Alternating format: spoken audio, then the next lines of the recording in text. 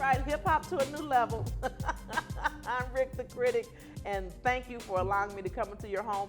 I have my guest today is J. Lou, hip hop artist, and you've probably seen maybe one hip hop artist in the past, but now you know what? Hip hop is a culture. And so, welcome to the show. Hey, thanks for having me. Thanks for having me. Listen, J. Lou, I have heard your CD, A Grand Tale. Mm-hmm. Awesome CD. And even at as young as I am, the sound was just. I mean, there's one song in there. It's called Maneuver. I love the song. I heard a lot of other things in there, but tell me, please, what was the inspiration to A Grand Tale? I love it.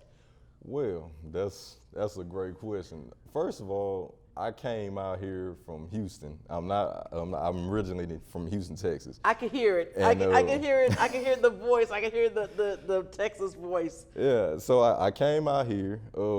Actually, I flipped a coin whether I was going to Miami or LA. And it was just fate. I came out here, I loaded my car up and just drove for a whole 24 hours nonstop.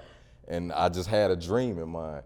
But when I came out here, I actually had a project already completed that I was gonna push. But hey, God obviously decided, hey, we're gonna go in a new arena. We're gonna start you off with something fresh. And that can be real frustrating because when you have something completed, you like what you've done, it's a full body of work, and it's not being able to be released. It can be some frustration there. So I was actually sat down for a whole year, and I actually didn't come up with the concept of A Grand Tale. I was getting my hair cut, and my barber was like, and I was telling him about, I got an idea about coming out with a new project. And he was like, that's crazy, man. Maybe you ought to call it A Grand Tale. And I was like, I'm gonna run with that. So after he came up with that, I started going on YouTube, looking at different producers, trying to find the right beats, the right tone, because I like different sounds. I'm from Houston. We have a real distinct sound, but I've been listening to different artists from all over the country, from East Coast, Are you saying West your Coast. sound, your Houston sound is different from a LA sound? Oh yeah. Oh, Yeah. really?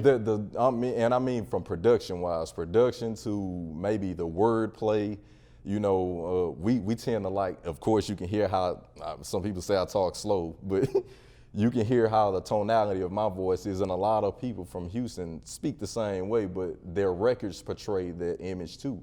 And me, I've listened to many different artists, from the Jay-Z's to Nas to the new guys, J. Cole, Kendrick Lamar, and I take all these guys and they inspire me. So it's like, maybe I like to have my own sound. So, but I utilize everything that I've heard and I put it on with my album. So like I said, I found the beats that resonates with me, and I just began to write to them, and one thing after another, boom, one song after another start dropping. It took time though. I mean, I didn't write everything right then, but over a year's time, I was able to create a body of work, and I'm very proud of it right now. Now let me ask you something. Is this something that you've always wanted to do as a child? Did you know that this is what you wanted to do? Is do music, or did you have other aspirations? Oh yeah, to be honest, I didn't know that music was a calling for me till about maybe 21, because I'm a sports guru. If anybody tell you, ESPN stays on my TV. I don't watch no reality shows, no nothing. Me and my uncle used to talk about sports, about teams or about plays that happened before I was even born. That's how in depth I am with sports: basketball, football, baseball, a little bit, track, but mainly the two sports, basketball and football. And from a toddler, I always wanted to play some sport. I remember in middle school, I wanted to, every time NFL came, oh man, I'm gonna be Emmitt Smith, or I'm gonna be Tony Dorsett. And then when basketball came, oh man, I'm gonna be like Hardaway, Timmy Hardaway, and Alonzo Mourning. every time I was switching up. But basketball and football, sports was always the thing that I wanted to do. But as I got older, you know, the politics with it, with the height, I'm not very tall. So height, skill level is one thing, but they look for a certain thing. And I guess I didn't have it, but I was very talented. I was able to play college ball and everything like that. And I think what transitioned me over to music fully was when I tore my ACL and I never got it repaired. And it was like the most detrimental thing that could ever happen to me. I was like, what else can I really do? I mean, I went to college, I graduated with a marketing degree, but I still had this itch to want to play sports. But I ended up, you know, having that cut short with the injury. So, but like I said, I've always been told since middle school on to now, oh man, you have such a great speaking voice. Like, what do you do? Do you preach? I mean, do you do inspirational talking? I mean, do you sing? I mean, do you do opera? I mean, all the time. And all these times I look back now and I see at this age, I'm like, God, you've been telling me what I should have been doing from a long time ago. So now I'm in it fully. Okay, and that's the gift. And it's the gift, so because it comes natural. Because let me tell you, that maneuver, oh my God, it's just listen. I mean, the words are just so. Let me tell you, I know that you probably haven't seen it because you said you don't watch television and you just watch sports. There is a new series on called Empire, and when I saw Empire, because I have to watch. I mean, I don't have television, so when I go to other people's house, I have to watch what they're watching. Right. And I kind of got, whoa, this is something. It was, it's entertaining. It's not. I don't hear the N word there, which I really love that. But when I heard your song, Maneuver, and the words, and let me tell you, it was, maneuvering. Through manure in a room full of vultures. Right. They can't understand our culture. Right. Yeah. When I heard that song, I said, that song would be great for Empire because there's so many vultures in there. It's just so many. So if you're listening, Debbie Allen, listen, you really need to hear this J. Lou song. It really, really, really, when I heard it, I thought, man, that's a great song for that series because it's just full of vultures. But back to so you got a marketing degree and you had the sports injury. So if it hadn't been for with the sports injury, you would have just stayed with the sports and never even came into the understanding of your true gift. Right. You know, because if you do it so easy. I mean, I was listening to the sound, and very often when I hear artists, and it's funny to me because I can look at the artist and hear the voice, and it's like, that doesn't even look like the person that's talking. But when I hear your voice, it's so strong, and I could hear it, and when I hear the song, I thought, that's him, that's Jay, I can hear that, you know. And so when you said East Coast, West Coast, you know, the difference, I mean, with not East Coast, but Houston and California, it's a different kind of sound. Now, let me ask you this about hip hop culture, because hip hop culture and rap are two different things. Is it the same? I mean, because I know that you rap, it's rapping, but it doesn't sound like that. And I don't hear a lot of cursing, and that's why I can listen to it. It's not a lot of cursing. I just can't. Well, you know, it is a big difference to me because, I mean, don't get me wrong, it is rap. I mean, it was all cultivated from, you know, the early 80s or whatnot, you know, from the up and coming pioneers at that time. But I think it's so many different genres of the particular rap that we're in now. I mean, you got dance music now, then you got conscious, then you have trap music. I mean, it's like subcategories. And for me, I always say there's a difference between a rapper and an artist, because a rapper, they put lines together and it sounds really cool or real. Oh man, that was a nice line. But artists, it's painting a picture, like a vivid picture of what it is that you've experienced, or even if you didn't experience yourself, you maybe have seen something, or maybe you know someone that's experienced something that you're talking about, and when you listen to it, it's like, oh man, I can see what he's talking about. And that's what I believe that an artist, an artist consists of. I mean, it's no disrespect to either or. I mean, because it still takes a lot of work to be able to put that type of sound on a track for somebody to actually like it. But I believe, and it's just my opinion, it's a fine line between being a rapper and a hip hop artist to me. Yeah, I like the story. I like it when I can hear the music and I can hear the story. It makes sense to me. Right. I can't handle all that and all that, just all the obscenities. You know what I'm saying? Just on and on and on and on. It's like, okay, where is it going? What, you know what I'm saying? What are we talking about? I need to hear exactly what they're saying, and it needs to make sense to me. Right. I don't know if that. But for me, when I listen to music, and when I was raising my children, I listened to all kinds of music, and I let my children listen to all kinds of music. I loved Tupac when I was coming up. I love NWA. You know what I'm saying? Mm-hmm. But there were messages. Exactly. There were, it was even when my time with James Brown and Black and Proud and different, there were messages. The Temptations. It was songs that were talking about love, and they were talking about, I was just telling my, one of my children were in the car, and I said, and I had some old music, and I said, this is music. Right, this is music. When you can hear, and I don't say go back to, because when I hear like John Legend and a couple of others, they're not like our artists in my time are very distinct. I mean, when you hear their sound, you know it's who it's them. Right.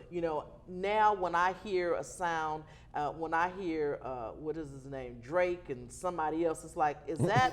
I have to, it's in my mind. It's like, is that? So if I have to think, is that?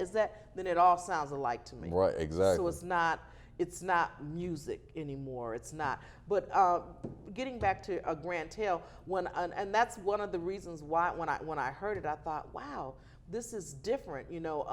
I could hear because I know Maneuver. I mean, how did you come up with the songs? I mean, life experiences, and honestly, the majority of a Grand Tale, with the exception of my intro, came from what I experienced since moving to California. Okay. Like, RNC or Maneuver, that's another name for it, was actually derived around the things I've seen or experienced while being out here. It's like, wow, you guys really move like that. Like, so you actually, you portray yourself as one thing, and then another, like, and then Facebook or wherever you go, it's a whole different type of person. So it's like, oh, wait a minute, you're not who you depicted to be.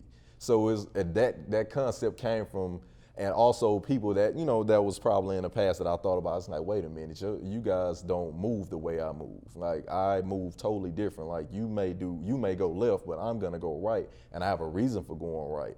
So that's where that song derived from. It was just a mental note in my mind. It's like, okay, I'm gonna make a song, an anthem from people who actually try to strive on being, a good person or whatnot. Not just being good, but just moving a certain way, being a certain caliber of man or a woman. It's not just for a man, it's for women too. It's like, you don't move like I move, and it's okay. But I have to maneuver through you. I have to make sure that I'm gonna be in some places, I'm gonna be successful, and when you go into different places and you become more successful, envy starts to happen and things like that. So you have to be able to, direct your path through all the, the crap that's there. Yeah, I heard Hollywood. I heard Trials. I heard a couple of others. I can't, but those were the ones that kind of stuck out of my mind that I heard, and I was, and again, when I heard them, they all gave me a story. You know what I mean? They all had something that related to something. And so you said when you came here, you already had music already that you were going to produce, and so you just, is the sound different from a Grand Tale? Is it totally different? I believe the production, the quality, the messages I convey, it's night and day. like I've grown as an artist. Because keep in mind, I've been out here for 2 years, so I've experienced different things. Whether it's going to a different city, or like example, going to Napa Valley, close to San Francisco and whatnot. Let's see, going back home in a different manner. You know, being able to talk to them about what I experienced in LA, or just going to different places.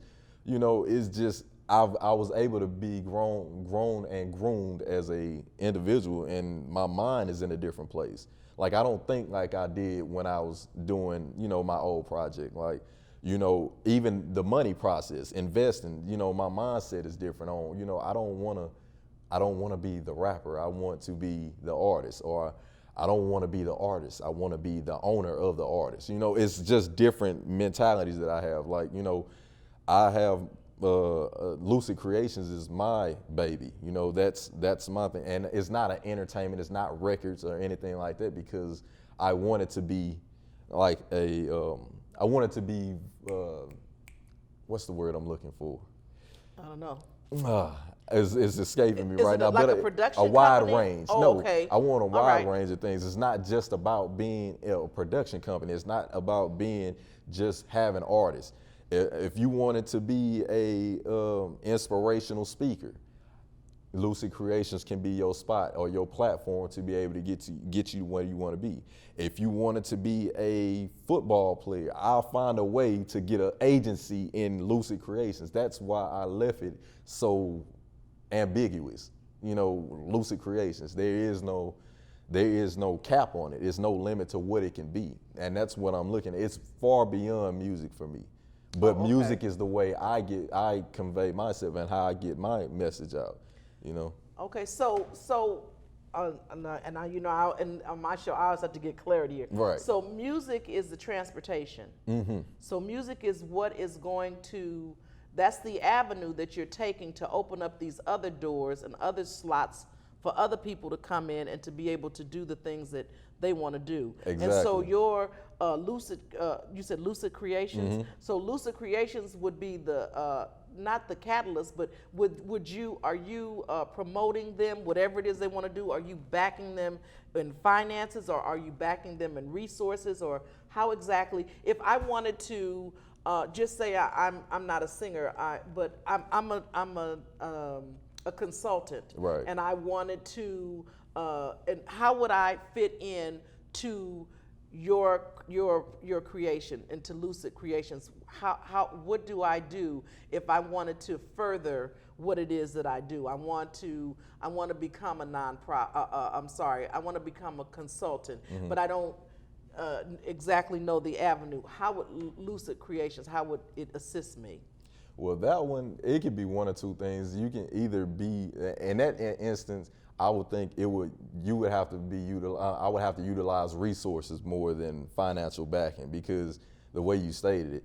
And I have a couple, you know, friends that's actually in the financial field. So it's almost as if it's not that they're connected fully with Lucid Creations or anything like that, but the fact that I can pull on them for information on how to help you get started in your endeavor, it helps get you to where you need to be for how that goes. So it's not necessarily, like I said, my resources are directed to me. I would love for them to be, because that means it's bigger and it's growing. And eventually that's the goal. Like, you know, consulting in general, that's something I actually would probably want to add to the menu. But starting out low, of course, I would gradually work to things like that. But I definitely can pull from resources back home and things like that. That are that's where it's good to know people. Mm-hmm. Everybody knows somebody, and it's good that I know some people in that area, and I can definitely ask or link you up with that particular person, and then you guys can bounce ideas off each other. And now it's like, okay, now you got what you needed. You know, how can I be assistant? Then we can figure out financially how I would be able to assist you. But that's, you know, down the line in future tense, you know. Okay, so I'm not there yet. Lucid, well, no, but so Lucid Creations is networking. Oh yeah, most definitely. Pretty much okay. So I mean, even if you didn't have direct information, indirectly, you could direct me to somebody Exactly. where I would have some resource. Liaison, basically. Yes. Yeah, and that's awesome. I mean, because you know, we used to do that. We used to do that as a people. We used to do that. Trying to bring it back. we used to do that as a people. We used to when you come, you know, like I would move here and I would get myself settled, and then I would send for you, and then send for your brother, send for your, you know, everybody would come, and then we'd all be here. And then if I worked somewhere or if I knew something, you know, everybody kind of pulled everybody in, and it made it a successful. It made it a stronger body, is what I should say, a stronger family body.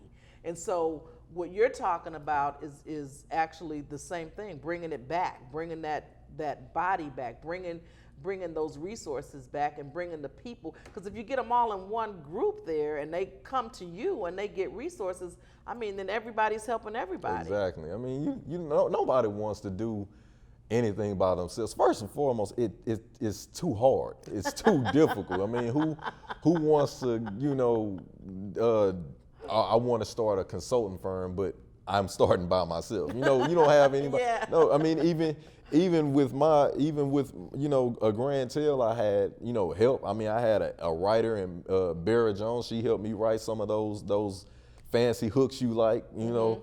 But I mean, everybody needs assistance. I mean, I had assistance through a person back home. She actually she's done all my covers, my album covers, you know, so photography, you know, by Just Jamal. I mean, I've had assistance. I didn't hold a camera and do selfies to say, yo, this is my album cover. You know, I had help in every aspect that it took for me to be able to have a nice body of work. And now, I mean, like I said, I'm completely satisfied with what I have. So now you have the complete finished product. So you have your old product, and then you have your new product. Exactly. So the old product, will it ever come out?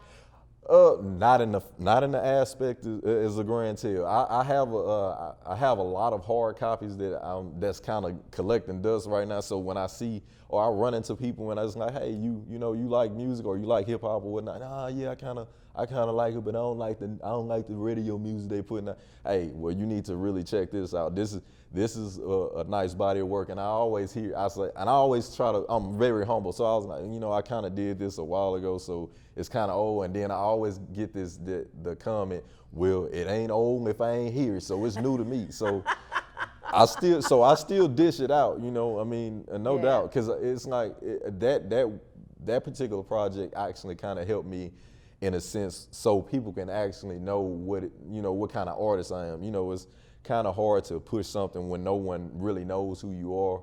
Right. And well, I don't know. I mean, do you have any body of work? I mean, because I really didn't have an internet presence until I moved out here. Okay. I was doing the old school back in the 90s, how Jay-Z and them had, or Ludacris when they was popping their trunk, and it's like I'm selling CDs out of the trunk, you know. So I was doing it that way. I was just giving them out, you know, like that. But in this day and age, it's 2015. I had to ante up. I had to, you know, raise the stakes. I had to get an internet presence, websites, Instagram, Twitters. I hate dealing with that stuff, but it's part of the process, you know. In order for you to, especially with music, in order for you to get known, you have to do all those things. So that's what I'm in depth with now. Well, this is the thing that's funny to me is with artists, and I hear it all the time. What you think is old and nothing, that we hear it for the first time, and it's like, it's refreshing. And you're thinking, that stuff I got way better stuff than that. Right. But as the artist, you're striving to go do better and better and better. So everything is always never perfect with you guys. It's always going on and on and on. And so when we hear it, it's like, that's the hottest thing ever, the first thing we heard. And then you guys are like, that's junk. You know what I mean? I was like, I got some stuff that's in my trunk that's way better than that. Or even for a Grand Tail, it's like you always striving for perfection. Like it's a couple songs where I had to re-record them over and over again. Like it's one song I re-recorded like 3 or 4 times because one time I recorded, I was listening, I was like, I don't feel the energy. It's like the tone is not there. Then I re-recorded it, and then I sent it off to get, you know, mixed and mastered or finalized. And then the guy was like, it was too hot, meaning that the volumes was too loud, so it was distorted. So now it's like, oh man, I'm getting aggravated. I'm tired of redoing this song over and over again. And it's like, sometimes I get it from other people too. It's like, how are you not excited about your own stuff? It's because I heard it so much. It's like, I'm ready to do something new now. I mean, but you have to be excited about your, I mean, of course I'm excited about it because it's mine, but I'm saying it's a different type of excitement because now you have to push it with the same excitement as the people who first listened to it. You have to have the mindset, okay, I know I've done it 1,000 times, but I have to give it to this person like I've never heard it before, and I gotta be about it too. You know, that's probably the hardest part for me right there. Like I said, I like A Grand Tale. I think it's a great CD. And J. Lou, I congratulate you on it. I mean, it's a success story to even come from one place and come to another and not really know exactly how things are going to go. You don't know if it's going to be, you know what I'm saying? And when you come from a place where you know what's going on, and then you come to a place and, you know, now it's like you got to find your way. Everything is finding your way again. Blind faith. So I mean that's a God thing. But thank you for coming on. I'm just excited. I hope that you will come back again. Oh yeah, most definitely. Definitely. I wish I had it done already so I can hand you one right now. I wish you would have, because I was expecting you to bring something. Yeah, it's 2 songs that need to be complete, but it's that's right okay. there. I'm gonna be looking for A Grand Tale. I love it. I like everything about it. I'm so happy that you're here. I'm hoping that you'll come again. Oh yeah, most definitely. See you again. Thank you for letting us come into your living rooms tonight. This is J. Lou, A Grand Tale. Awesome, awesome, awesome. Thank you so much. I just get so excited about new things happening and entrepreneurs and music and stuff, and they think I'm just an old fuddy-duddy. Anyway, good night. Thank you for joining us.